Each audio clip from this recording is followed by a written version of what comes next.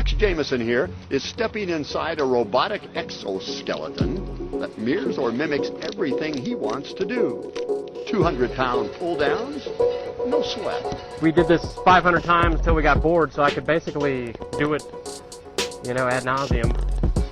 And you're not even out of breath now. No. Not out of breath, not weary, no muscle pains or strength. New devices like exoskeletons and experimental drugs have given the US military significant advantage over our enemies over the past few years.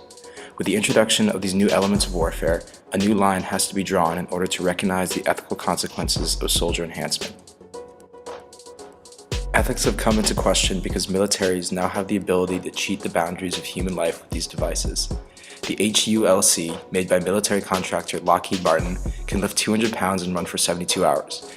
The XOS2 was given $10 million in funding from the Defense Advanced Research Projects Agency, while the HAL system can sense brain signals to muscles and react accordingly. Although these products are designed to improve soldiers' efficiency in war, they gray the lines as to who is responsible for these actions. Colonel Dave Shunk from the U.S. Air Force stated, "Ethics are moral principles that govern people's actions. Combat ethics define the allowable actions in warfare. Governments are essentially turning people into human weapons, making it harder to distinguish what is human and what is machine. Who is to blame if a soldier makes a mistake? Is it the soldier, the robotics, or the manufacturers?" Maybe even bigger than that, because our unmanned systems don't just affect the how of war fighting, they affect the who of fighting at its most fundamental level. That is, every previous revolution in war, be it the machine gun, be it the atomic bomb, was about a system that either shot faster, went further, had a bigger boom. That's certainly the case with robotics, but they also changed the experience of the warrior and even the very identity of the warrior. Another way of putting this is that mankind's 5,000-year-old monopoly on the fighting of war is breaking down. On top of that, the U.S. Army Aeromedical Research Laboratory released information recently stating that drugs like Adderall, beta blockers, and modafinil are currently being tested for use as focus, anti-anxiety, and waking agents, which alters the mental characteristics of soldiers. Incredible piece about how the military is drugged to the point where they can stay awake for 90 hours straight. It is being overprescribed to soldiers in the military. And also, they're being given uppers and downers constantly. So some of them are given like hypnotics or certain drugs that will help them sleep. And then they're given these drugs that keep them awake for 90 hours straight. And it's disastrous. It's not a good idea. This further blurs the lines of humanity. By recreating entire personalities and redefining physical limitations, armies concoct the perfect, berserking, ruthless killer.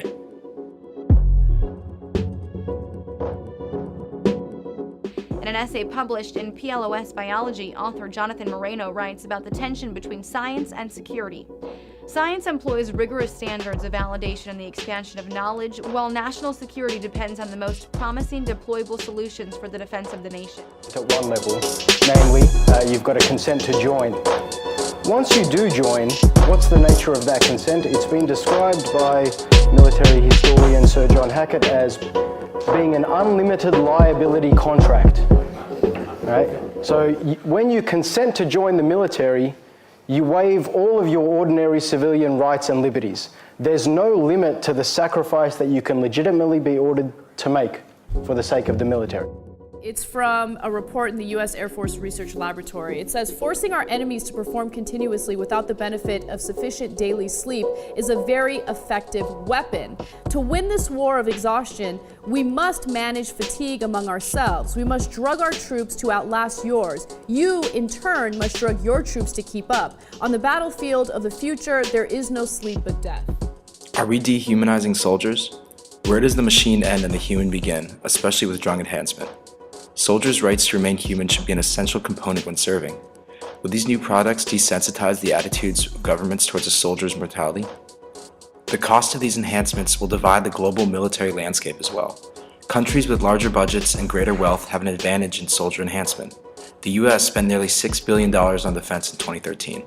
Supplying exoskeletons and drugs to a large number of soldiers will be expensive, and those governments who can't afford these products are essentially doomed.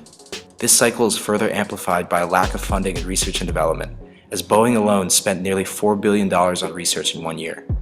This overall creates a large disparity of technologies between the militaries of the world. This can also expand into the realm of privatized militaries and mercenaries.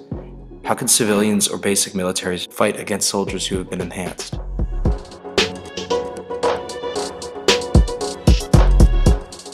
Establishing a code of conduct should be the first and foremost step in controlling this new rift in warfare. Keith Abney, author of Enhanced Warfighters, stated that so far documents like the Geneva Convention have yet to enforce new regulation because they work off of the assumptions of its time, and this new breed of soldier was not foreseen quick enough. However, in that document, Article 36 prohibits new inhumane weapons, which is now being sought after to be the foundation for enhancement regulation in the context of war. There remains debate as to whether we should continue to progress with enhancement, but a necessity no matter what course of action is an enforcement of regulation and monitoring of human rights for all soldiers. Establishing proper guidelines to protect the bodies and minds of soldiers should be the first priority. Procedures should be enacted to better determine responsibility and ownership of actions in case of accidents caused by those currently enhanced. The Greenwald Foundation, who researches and reports on bioethics, deemed bioenhancement in warfare an unethical violation of international law. Whether or not we take heed to these warning signs or continue with enhancement will be answered in due time. That's not to say that this technology shouldn't be used for those who have lost limbs or the ability to walk. However, we can't let our desires for a Superman cloud our judgment. By stepping over the limitations of man, we have begun to weaponize humanity. When governments make soldiers superhuman, they ironically make them less human as well.